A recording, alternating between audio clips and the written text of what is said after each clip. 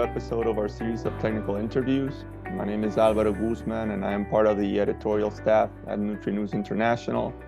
Today, I want to welcome our guest, Dr. Luciano Caixeta, who is an associate professor in the Department of Veterinary Population Medicine at the University of Minnesota. Dr. Caixeta, it is a pleasure to have you here with us. Yeah, thanks, Alvaro. It's a pleasure to be here. Oh, go ahead. Oh, sorry. Before we start, could you just tell us a little bit about yourself and give us a brief overview of your academic background and your current role at the university? Yeah, no, it's always good to start with that so people know who's talking to them. So I'm from Brazil. I grew up in a family with many veterinarians, actually, including my dad, and grew up working and shadowing my dad on beef practice. So he did a lot of nutrition consulting and reproductive work in beef cows. And then in my last year of vet school, I had a chance to do an externship, come to the US. And I took that opportunity to learn how vet medicine and cattle industry was abroad. So came to the US, came to Cornell University, work with under Dr. Robert Gilbert and Clips Galvão at Cornell, working with metritis, actually. That's how I started. Did 6 months there, went back home, graduated in vet school, and came up to the US again to work now with at that time with Dr. Rodrigo Bicalho. I started working with lameness and then quickly moved into bacteriophage, mastitis, and all sorts of different things. After a year with him, decided that I needed more clinical training. So I enrolled and was accepted on the residency, did my residency also at Cornell.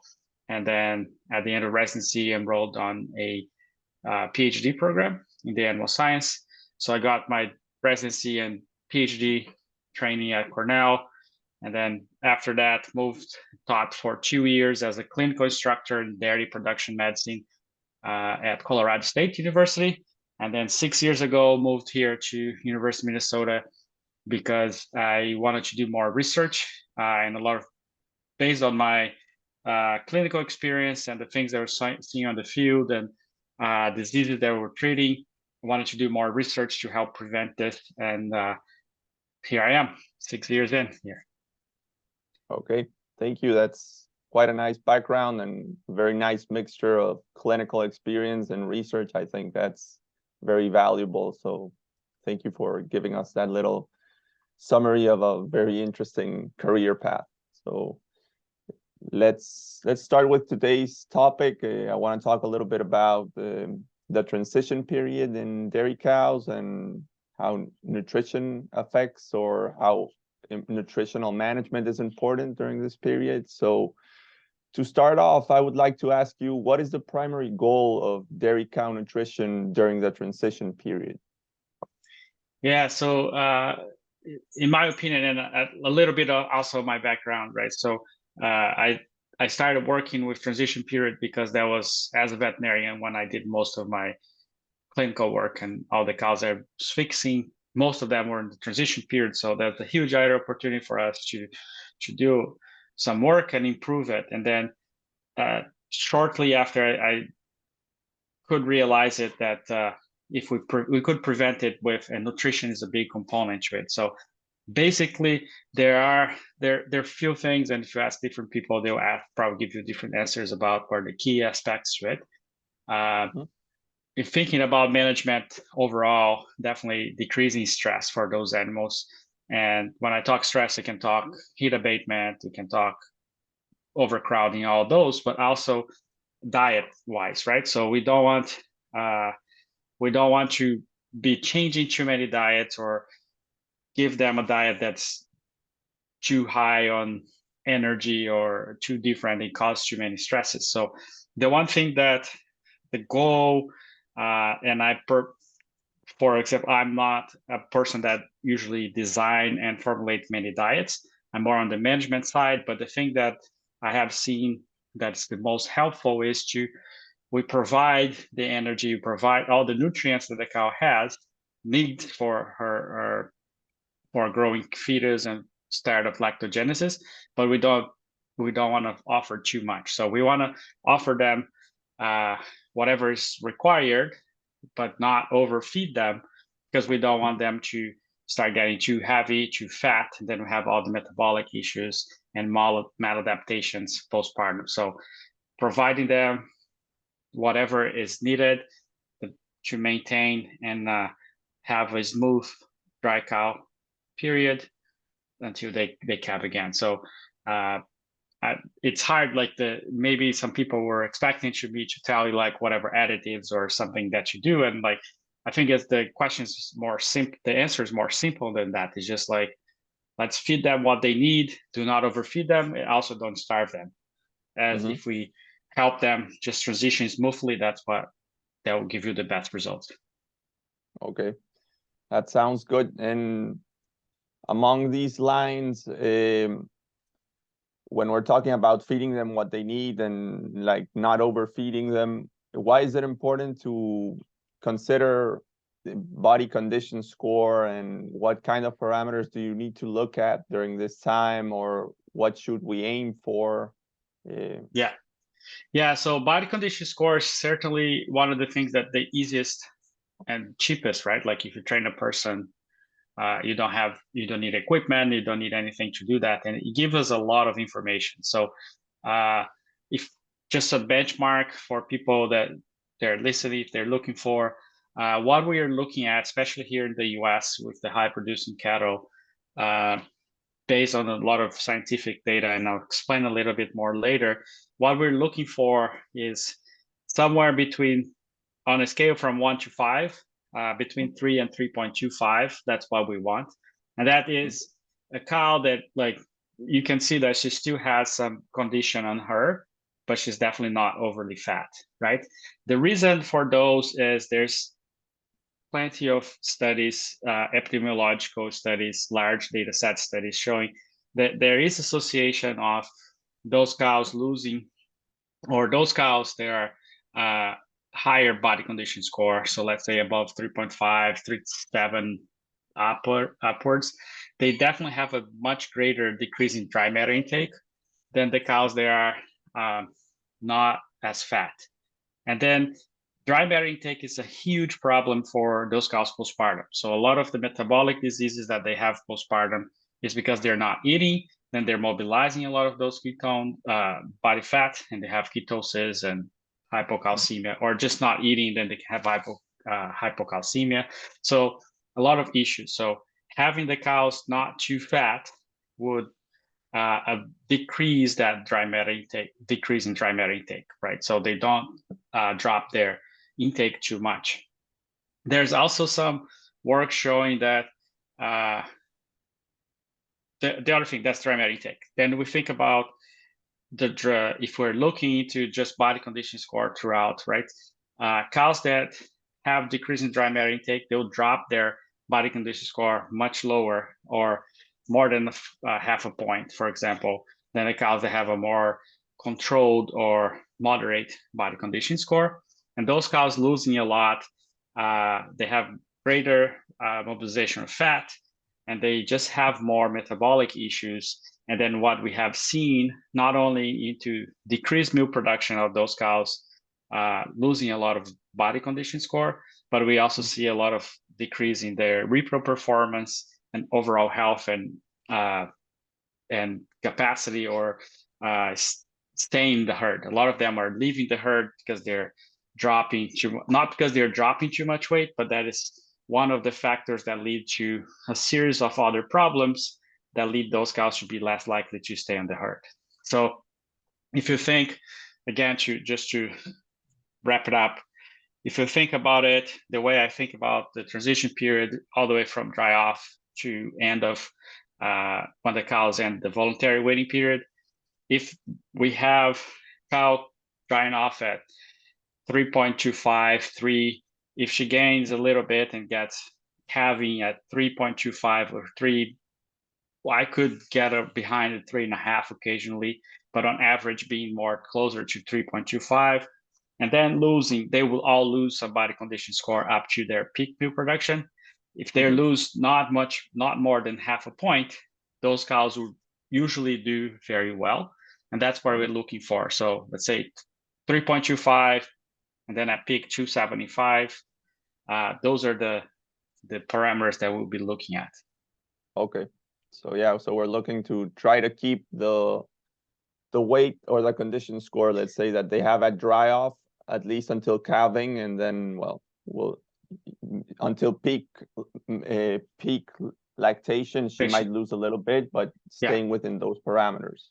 Correct. And definitely the good cows will definitely lose some, because they have to burn some of their restores, right, to support that high milk production. So they'll definitely lose some. The one thing that we want to avoid is losing too much, right? So that's when we start seeing that those obese cows, they often lose too much because they do have milk production, but they also have that drop in dry matter intake. So they just have two things doubling up and making them drop more their body condition score.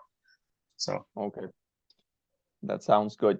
I want to go back later on to the metabolic side of things, but just to add a little bit in regards to the management things related to nutrition, how does the number of animals within a herd affect or influence the groups for formulating diets within the lactation cycle?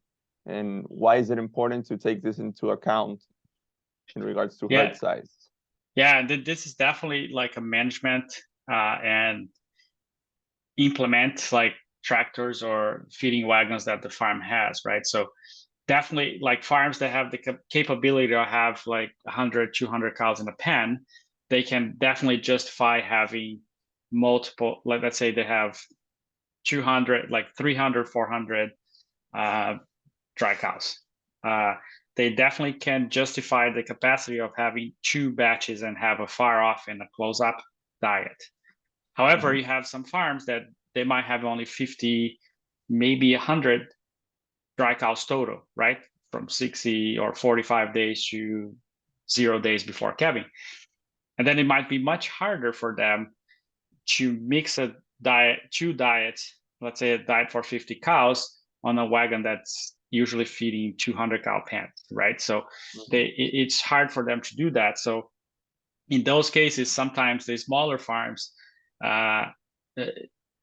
sometimes it's not advised, but it's just more convenient for them to have one group pen, one dry pen.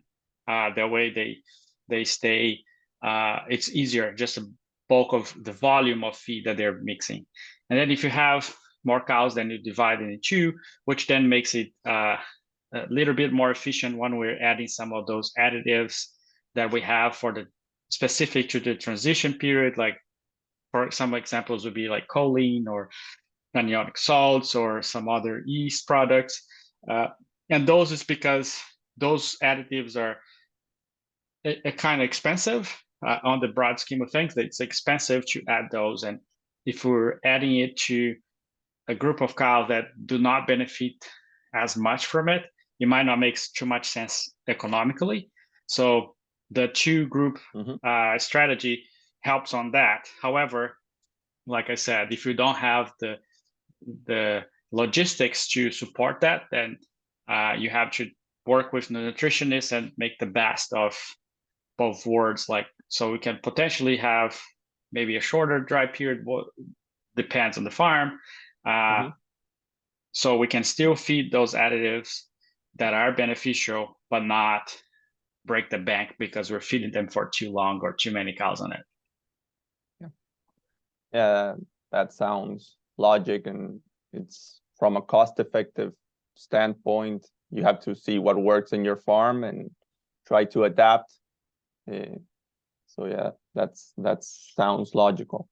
And during the dry period, why is it important to have this two-stage feeding strategy, or why is it recommended?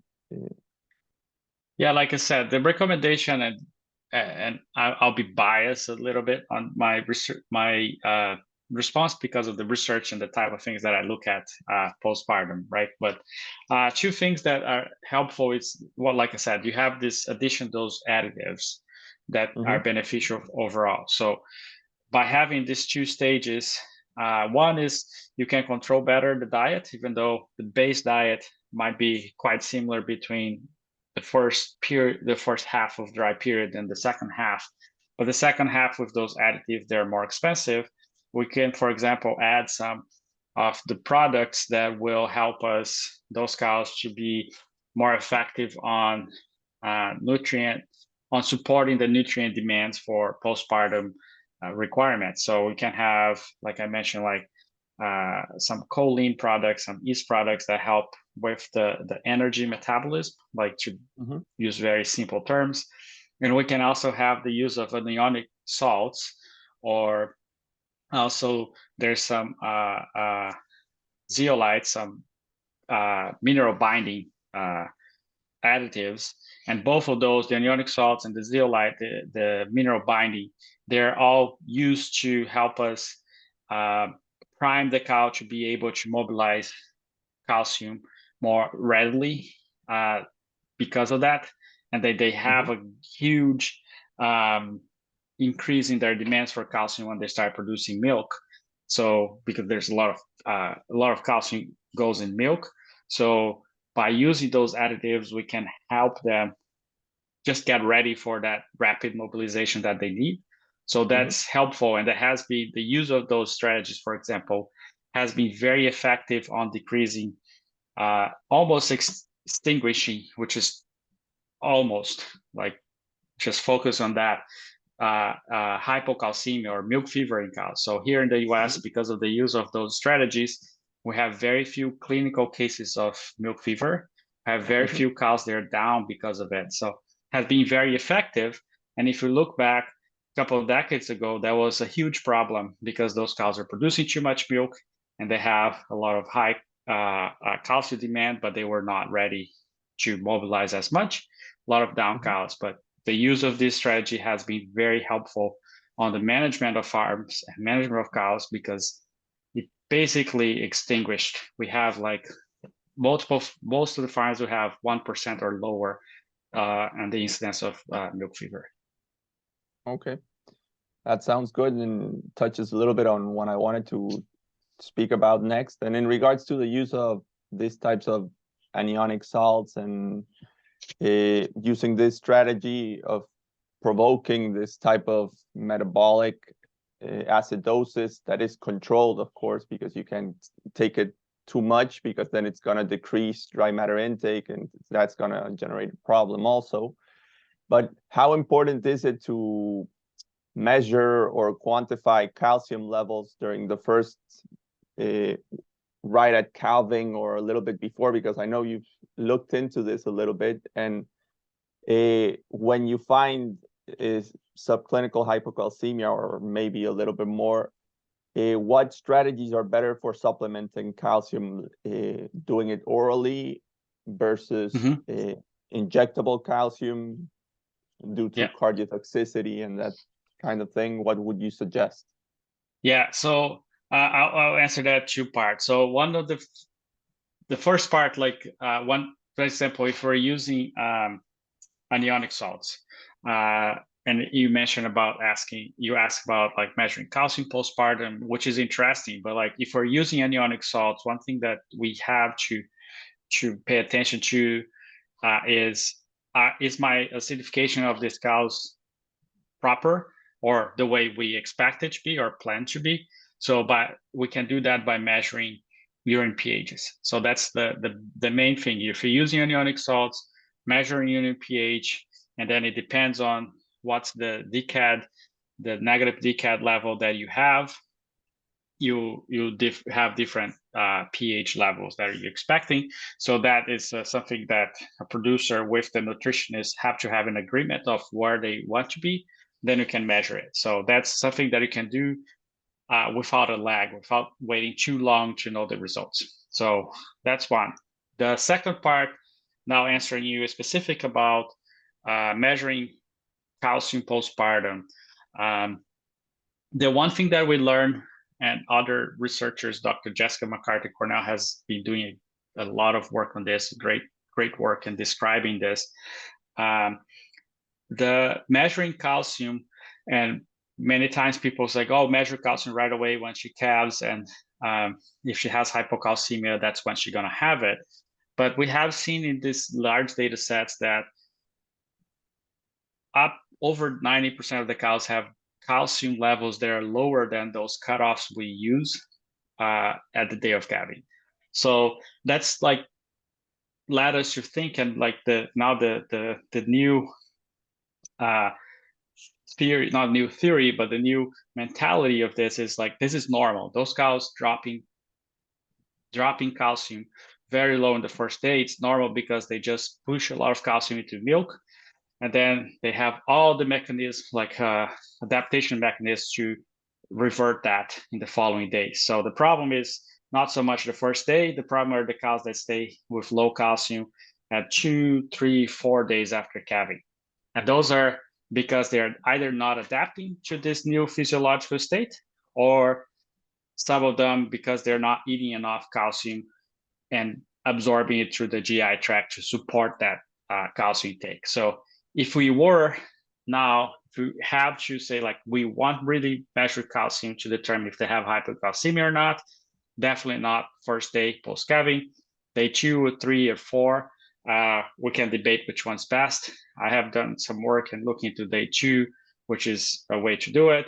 There's a lot of data showing that day 4 is a good time for you to look at it, but we can debate and support each of them. I like day 2 just because it's faster if we need to do. However, because we don't have good ways of measuring it at a farm. We don't have good data that say, like, well, day 2 low calcium at day 2, if we treat it, they do better than others. Just because we don't have the capacity to do that right now. Then you ask about which ways to treat or to supply calcium for those cows. Here in the US, we have calcium bolus, which are oral calcium that will give to cows, and they will just be dissolved in the rumen, go through the GI tract, and they'll absorb into the GI tract. And if the cow is standing, that's my preferred route. That is a quote unquote slower release. So it just gives you a more sustained calcium elevation. It doesn't elevate calcium levels in the blood as much as IV, as you're giving calcium in the vein, but it's more sustained and stays longer. The calcium IV is definitely the treatment for cows that are down, because those animals truly need a lot of calcium right away. So if a cow is down, calcium IV, definitely how to go. And then, like, potentially the next few days, once they're standing and have all their motor functions back, including the esophagus, you can give calcium bolus, which most of them are fat coated, so they slide down the throat much easier. And then there's the other method. Some people do calcium subcutaneously, which can be done, but the problem about the 2 IV and sub-Q calcium is that you definitely lead to a spike in calcium levels, but they come down to levels below normal afterwards, just because the body senses and the body just responds to it as like, wow, we have a lot of calcium. We don't have to mobilize. Let's shut down all the mobilization, not shut down, but like decrease by a lot the mobilization that we had internally. Use all this calcium, because too much calcium is toxic, right? Like, as you mentioned in your question. So let's use this to make sure the cow there's no cardiotoxicity. And then by the time that goes down, then all the other routes are kind of slow. And then it takes a little while for the calcium calcium levels in blood to go up again. So there's a very long answer to your question, but I hope it flowed well. That's quite a complete answer. It was a kind of a question in different parts. So thank you for giving us that whole spectrum. Going into another metabolic disease, if you would like, or more on the side regarding low or negative energy balance, and What is a suggested strategy for preventing or treating hyperketonemia, both from a nutritional standpoint, or what can you do? And once you have it, what are some of the strategies to take on once you detect it? Yeah, so hyperketonemia is something that's it's somewhat a hot topic, at least in my world, because that's what I've been doing a lot of work on. I'll tell you that this treatment for ketosis or hyperketonemia right now, what we have data, and the most effective way of treating is using propylene glycol, which we give it orally, about 300 mLs for 3 days. So 300 mLs each day, 3 days in a row. And that is a precursor of glucose. So you're just feeding the cow what she needs to produce glucose. So feed that to the cow, she produce glucose, and then glucose and insulin will act on decreasing fat mobilization a little bit. There's also some other niacin and other things that you could give to the cow to decrease that, but the most used treatment here will be propylene glycol. Some people have used dextrose, which is glucose proper, let's put it like that. It's just doing glucose IV, so feeding them the glucose that they need right away, which is, it's a treatment especially for clinical cases and like nervous ketosis, because they're not doing very well. However, that leads to a spike in insulin, and then you have differences, and you don't have a sustained production of glucose afterwards. So proper treatment would be 3 to 5 days of propylene glycol, 300 mLs. Ways to prevent it, which is, it should be preferred and should be the best, is like we mentioned before. If a cow, she's maintaining low stress and she's maintaining body condition score by having a diet that's somewhat, it's not a moderate, but like to say a diet with that's helping, supporting her on her needs, right? And then she's not mobilizing a lot of fat, then she'll have should do well, and she likely not have a lot of ketosis. However, like I said, it's a hot topic because what we have been seeing lately in some of our studies is not all cows that have high BHB should be considered to be sick. So we have a group of cows that do have high BHB, and they're your highest producing cows, and the highest producing cows in your herd. So what that's telling us is like those cows are likely just they're just more effective and very good about using that energy mobilizing, or the stores that's just mobilizing, moving that into glucose, that will then move into lactose, and she has high milk production, right? So right now we're doing some clinical trials trying to, can we identify those cows, like all cows have high BHB. Can we identify the ones that actually have high BHB but are not in harm's way, like they're not going to get sick? So we're working on some of that. Some early studies we've done show like if a cow is doing well, so if you get there, a cow is eating, she's producing a lot of milk, she's usually do well and very similar to cows that don't have ketosis. So our theory now is like those cows adapt well, they can deal with this high ketone concentration circulating her blood, and she's not sick. So we're trying to define this, and hopefully in the next year or so we're going to have more results to help people understand and like better manage that. So the other thing about ketosis that we have seen in our data set is the timing when ketosis diagnosis is very different. So what we have seen is a lot of cows that have ketosis diagnosed in their first week do have poor reproduction and poor milk production when compared to their cows that don't have ketosis. However, Mm-hmm. cows that had it on the second week, so between 7 and 14 days in milk, they usually don't have, they produce higher or same level as cows that don't have ketosis. So there is a difference, and we look into one data set, a paper is under review, that if we look even before calving, what we see is like those cows that have ketosis early on, they have some markers showing some liver damage or loss of or poor liver function even before calving. So it's likely that those cows that have ketosis early on just do not adapt well. Their liver is just not as functional, and then they have ketosis postpartum. That doesn't happen for week 2 ketosis cows. Okay.